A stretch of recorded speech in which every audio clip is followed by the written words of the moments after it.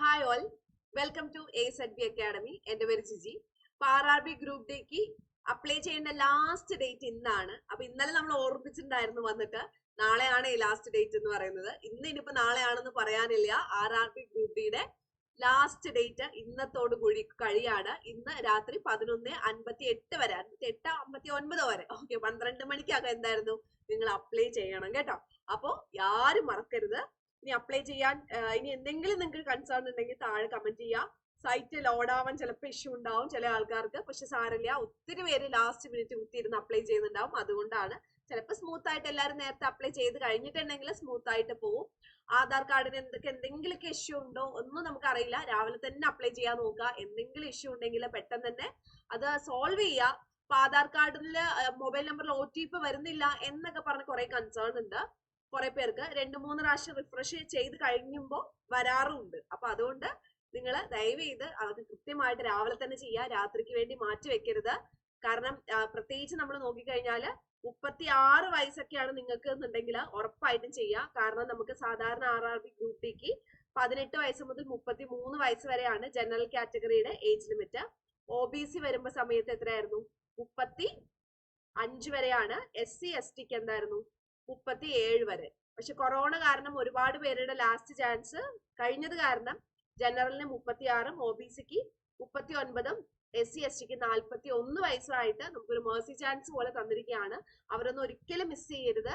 അതുപോലെ തന്നെ നിങ്ങളുടെ ഫ്രണ്ട്സ് ആരെങ്കിലും എഴുതാൻ ബാക്കിയുണ്ട്, ഇനിയിപ്പോ ഫ്രണ്ട്സിന് അറിയില്ല എന്നുണ്ടെങ്കിൽ ദയവ് ചെയ്തൊന്ന് ഈ വീഡിയോ ഒന്ന് അയച്ചു കൊടുക്കുക. അവർക്ക് പറയാ അപ്ലൈ ചെയ്യാൻ പറയാ. കാരണം എന്താണെന്നറിയോ, ഇപ്പൊ റെയിൽവേ ഗ്രൂപ്പ് ഡി എന്നൊക്കെ പറയുന്ന ഒത്തിരി പേര് പ്രിപ്പയർ ചെയ്യുന്ന ഒരു എക്സാം ആണ്. അപ്പൊ നിങ്ങള് ദയവ് ചെയ്ത് നിങ്ങൾ അപ്ലൈ ചെയ്യുക. നിങ്ങളുടെ ഫ്രണ്ട്സിന്റെ അടുത്ത് പറയാ. അതുപോലെ തന്നെ നിങ്ങളുടെ കസിൻസിന്റെ അടുത്തൊക്കെ പറയാ കേട്ടോ, ഒന്ന് അപ്ലൈ ചെയ്തേക്കുക, ഇന്നാണ് ലാസ്റ്റ് ഡേറ്റ് എന്ന് പറഞ്ഞേക്കുക. ഓക്കെ, അപ്പൊ ഇതിൽ മൊത്തം വേക്കൻസീസ് എത്ര വരുന്നുണ്ടെന്ന് ചോദിച്ചു കഴിഞ്ഞാല് വേക്കൻസീസ് വരുന്നത് 32,438 ആണ് വേക്കൻസീസ് വരുന്നത്. ജനുവരി 23 മുതലായിരുന്നു ഇതിന്റെ അപ്ലിക്കേഷൻ സ്റ്റാർട്ട് ചെയ്തത്. അത് ഫെബ്രുവരി 22 വരെ ആയിരുന്നു കേട്ടോ. പിന്നെ എക്സ്റ്റെൻഡ് ചെയ്തിട്ട് മാർച്ച് 1 വരെ ആക്കിയതാണ്. ഒറ്റൊരു സിംഗിൾ എക്സാം ആണ് ഇതിനുള്ളത്. ഒറ്റൊരു സിംഗിൾ എക്സാം ആണ് ഇതിനുള്ളത്. ഒറ്റൊരു എക്സാം കൊണ്ട് തന്നെ നിങ്ങൾക്ക് ഇത് ക്രാക്ക് ചെയ്യാൻ പറ്റും. അപ്പൊ അത് കൂടുതലായിട്ട് എന്തായിരുന്നു ടെൻഷൻ വേണ്ട. ഒരു എക്സാം മാത്രമാണ് ഇതിനുള്ളത്. അതുപോലെ തന്നെ ഇതിന്റെ സിലബസ് നോക്കുവാണെങ്കിൽ മാത്സും റീസണിങ്ങിനും കൂടിയിട്ട് 55 മാർക്കാണ് വരുന്നത്. അതായത് 30 മാർക്ക് റീസണിങ്ങിനും 25 മാർക്ക് എന്തായിരുന്നു മാത്സിനും വരുന്നുണ്ട്. അങ്ങനെയാണ് 55 മാർക്ക് വരുന്നത്.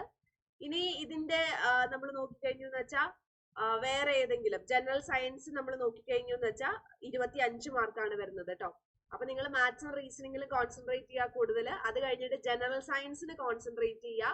ഇപ്പൊ ജനറൽ സയൻസിൽ നിങ്ങൾ കോൺസെൻട്രേറ്റ് ചെയ്യുക. അത് കഴിഞ്ഞിട്ട് GK കോൺസെൻട്രേറ്റ് ചെയ്യുക. GK എന്ന് പറയുന്നത് എവിടെ നിന്ന് ചോദിക്കും നമുക്ക് പറയാൻ പറ്റില്ല കേട്ടോ. GK എന്ന് പറയുന്നത് കാരണം 20 മാർക്കാണ്. ഈ 20 മാർക്കിൽ തന്നെ നമ്മൾ നോക്കിക്കഴിഞ്ഞാൽ ഹിസ്റ്ററി നമുക്ക് പഠിക്കണം, എക്കണോമിക്സ് പഠിക്കണം, കോൺസ്റ്റിറ്റ്യൂഷൻ പഠിക്കണം. കോൺസ്റ്റിറ്റ്യൂഷൻ എന്ന് പറയുമ്പോൾ PSC കോൺസ്റ്റിറ്റ്യൂഷൻ പോലെയല്ല, പൊളിറ്റി ആണ്. അതിന് ഇവല്യൂഷൻ ഉൾപ്പെടെ പഠിക്കണം. ഇനി അതുപോലെ തന്നെ ജോഗ്രഫി പഠിക്കണം, സ്റ്റാറ്റിക് GK പഠിക്കണം, കറണ്ട് അഫയേഴ്സ് പഠിക്കണം. അപ്പൊ 20 മാർക്കില് നമുക്ക് ഇത്രയും കാര്യങ്ങൾ പഠിക്കാനുണ്ട്. അതുകൊണ്ട് ബാക്കിയൊക്കെ കോൺസെൻട്രേറ്റ് ചെയ്ത് അവസാനം ഇത് കോൺസെൻട്രേറ്റ് ചെയ്യാൻ വേണ്ടി നോക്കുക. പഠിക്കണ്ടെന്നല്ല, പഠിച്ചോളൂ. എന്നാലും നമുക്ക് മാർക്കിന്റെ ഡിസ്ട്രിബ്യൂഷൻ അനുസരിച്ച് ഇമ്പോർട്ടൻസ് കൊടുത്തിട്ട് പഠിക്കാൻ നോക്കുവാണെങ്കിൽ അത്രയും നല്ല കാര്യം എന്നാണ് എനിക്ക് പറയാനുള്ളത്. അപ്പൊ ആ രീതിയിൽ നോക്കി പഠിക്കുക. സ്മാർട്ട് വർക്ക് അല്ലെ, ഹാർഡ് വർക്ക് മാത്രം പോരാ, സ്മാർട്ട് വർക്ക് കൂടി വേണം. അപ്പൊ നിങ്ങൾ സ്മാർട്ടായിട്ട് സ്മാർട്ട് വർക്ക് ചെയ്യാൻ വേണ്ടിയിട്ട് തയ്യാറെടുക്കുക. പിന്നെ അതുപോലെ തന്നെ ഇനി നിങ്ങൾക്ക് ഏതെങ്കിലും ഒരു കോഴ്സിനൊക്കെ ജോയിൻ ചെയ്ത് പഠിക്കണം എന്ന് ആഗ്രഹം ഉണ്ടെങ്കിൽ നമുക്ക് ASNBയിൽ കോഴ്സ് ഉണ്ട്, നിങ്ങൾക്ക് ജോയിൻ ചെയ്യാവുന്നതാണ് കേട്ടോ. അപ്പൊ നമ്മുടെ ക്ലാസ്സുകള് ലൈവ് ക്ലാസ്സുകൾ ഉണ്ട്, റെക്കോർഡ് സെഷൻ ഉണ്ട്, മെന്ററിങ് സപ്പോർട്ട് ഉണ്ട്, അതുപോലെ തന്നെ മോക്ക് ടെസ്റ്റ് ഉണ്ട്, പിന്നെ സ്റ്റഡി മെറ്റീരിയൽസ് ഉണ്ട്. നിങ്ങൾക്ക് ഒരു സിലബസ് ഉണ്ട്. ഒരു ദിവസം എന്താണ് പഠിക്കേണ്ടതെന്നുള്ള ക്ലാസ്സുകൾ നമ്മൾ തരും. ആ സിലബസിനനുസരിച്ച് ആ ക്ലാസ്സിനനുസരിച്ച് നിങ്ങൾക്ക് പഠിക്കാവുന്നതാണ് കേട്ടോ. അപ്പൊ ആ ഒരു രീതിക്ക് പഠനം കൃത്യമായിട്ട് മുന്നോട്ട് പോവുകയാണെങ്കിൽ ഭയങ്കര നല്ല ഒരു സിസ്റ്റമാറ്റിക് ആയിട്ട് പഠിക്കുക. ഇപ്പൊ നമ്മൾ നോക്കുവാണെങ്കിൽ 180 ദിവസം, നമുക്ക് 6 മാസം ഉണ്ട്. അപ്പൊ നമ്മുടെ ഒരു സ്റ്റഡി പ്ലാൻ എന്ന് പറയുന്നത് 180 ദിവസം കൊണ്ട്, ഓക്കെ, 180 ദിവസം കൊണ്ട് തീർക്കാവുന്ന സ്റ്റഡി പ്ലാൻ ഉണ്ട്. ഇനി അഥവാ നിങ്ങൾക്ക് ചില സബ്ജക്ട്സ് ആണ് വേണ്ടത്, സിലബസിലുള്ള സ്റ്റഡി ആണ് പ്ലാൻ ആണ് ആവശ്യം എന്ന് പറയുമ്പോൾ സിലബസ് ബേസ് ആയിട്ടുള്ള ക്ലാസ്സുകളും ഇവിടെ അവൈലബിൾ ആണ്. നിങ്ങളുടെ സൗകര്യം അനുസരിച്ച് ക്ലാസ്സുകൾ നിങ്ങൾക്ക് അറേഞ്ച് ചെയ്ത് തരും. നമ്മുടെ മെന്റേഴ്സ് തന്നെ നിങ്ങൾക്ക് ക്ലാസ്സുകൾ സെറ്റ് ചെയ്ത് തരും. നിങ്ങൾ എന്തായിരുന്നു പഠിച്ചാൽ മാത്രം മതി. ഇനി എങ്ങനെയാണ് നമ്മുടെ കോഴ്സിൽ ജോയിൻ ചെയ്യാന്ന് ചോദിച്ചു കഴിഞ്ഞാൽ നമ്മുടെ ആപ്പ് ഇൻസ്റ്റാൾ ചെയ്യുക. പ്ലേ സ്റ്റോറിൽ പോയിട്ട് ASLP അക്കാഡമി എന്ന് അടിക്കുക. അല്ലെങ്കിൽ നമ്മുടെ താഴെ ലിങ്ക് കൊടുത്തിട്ടുണ്ട്, ആ ലിങ്ക് ജസ്റ്റ് ഒന്ന് വെക്കുക. ആ ലിങ്കിൽ ഒന്ന് ക്ലിക്ക് ചെയ്യുക. ക്ലിക്ക് ചെയ്തിട്ട് എന്തായിരുന്നു നിങ്ങൾ പഠിക്കാൻ വേണ്ടിയിട്ട്, പഠിക്കാനല്ല, ലിങ്ക് ക്ലിക്ക് ചെയ്ത് ഇൻസ്റ്റാൾ ചെയ്യുക.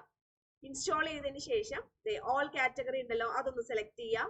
അത് കഴിഞ്ഞ് ഇവിടെ ഏറ്റവും താഴെ ആപ്പിൽ വരുമ്പോൾ മൂന്നാമത്തെ സ്റ്റോർ എന്ന് പറയുന്ന ഒരു ഓപ്ഷൻ ഇല്ലേ, അതൊന്ന് സെലക്ട് ചെയ്തതിന് ശേഷം RRB ഗ്രൂപ്പ് ഡി കോഴ്സ് ഒന്ന് സെലക്ട് ചെയ്യുക.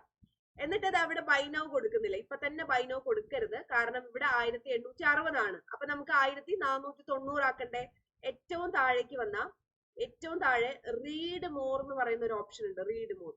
അപ്പൊ അവിടെ വരുമ്പോ ഇത് കണ്ടില്ലേ, have A coupon code apply here, ഇവിടെ ഒന്ന് ക്ലിക്ക് ചെയ്യാം. എന്നിട്ട് ഇവിടെ JI20 എന്ന് പറയുന്ന കോഡ് കൊടുക്കുക. എന്നിട്ട് ഡൺ കൊടുക്കുക. ഡൺ കൊടുത്തതിന് ശേഷം കണ്ടോ ഫീസ് മാറുന്നത് 1490 രൂപയായിട്ട് ഫീസ് മാറുകയാണ് ചെയ്യുന്നത്. അപ്പൊ അതിനുശേഷമാണ് നിങ്ങൾ എന്ത് കൊടുക്കേണ്ടത്, ബൈ കൊടുക്കേണ്ടത്. അതിനുശേഷം നിങ്ങൾ ബൈ നൗ കൊടുക്കുക. അപ്പൊ നിങ്ങൾക്ക് ഫോൺ പേയോ ഗൂഗിൾ പേയോ എന്ത് വേണമെങ്കിലും നിങ്ങൾക്ക് ഉപയോഗിച്ച് പർച്ചേസ് ചെയ്യാൻ സാധിക്കും.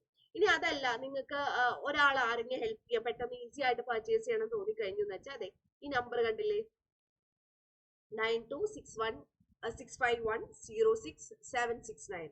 ഈ നമ്പറിലേക്ക് ഒന്ന് കോൺടാക്ട് ചെയ്തിട്ട് ഒന്ന് ഹെൽപ്പ് ചെയ്യാൻ പറഞ്ഞാൽ മതി. എങ്ങനെയാണ് പർച്ചേസ് ചെയ്യാന്ന് ഒന്ന് ഹെൽപ്പ് ചെയ്യാൻ പറയുവാണെങ്കിൽ അവർ നിങ്ങളെ ഹെൽപ്പ് ചെയ്തോളും.